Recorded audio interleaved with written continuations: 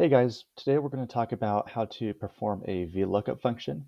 VLOOKUP is awesome if you have multiple options in one cell and the cell adjacent to it has another option tied to that. Now that may not make a lot of sense, but let's just go into it. And so here in this subcontractor selection form in concrete, we have Suite D concrete, and there should be a price associated here. But if you notice, Suite D is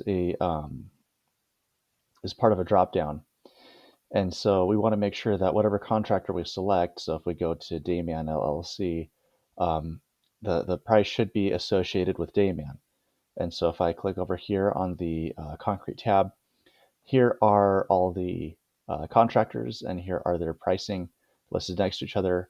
Obviously, if I choose one of these, I want to have the correct price next to it. So we're going to start here and press equals, and then just V look up, and then open parenthesis. Every function Excel, you have to type in the function and then open parenthesis.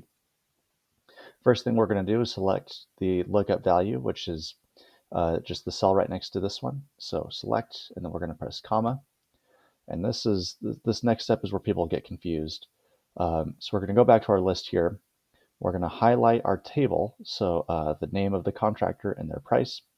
And I don't know if you can see on my screen, but there's a little box that says 1R times 2C.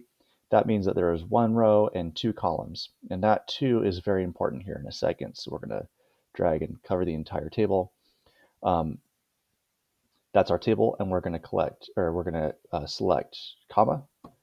And then the next thing we're going to do is the column index. And so in this table that we've selected, this name is column 1, and the price is column 2. We want to indicate the price, and so we're going to select 2, comma.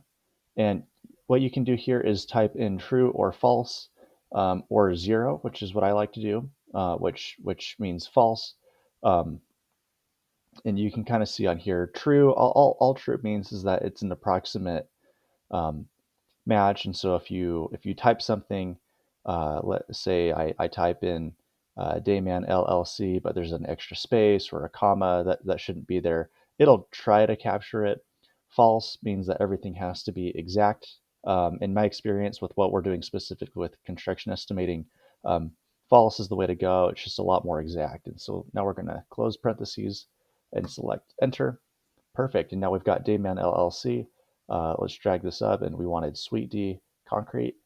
Perfect. There we go. $10,000. Thank you so much.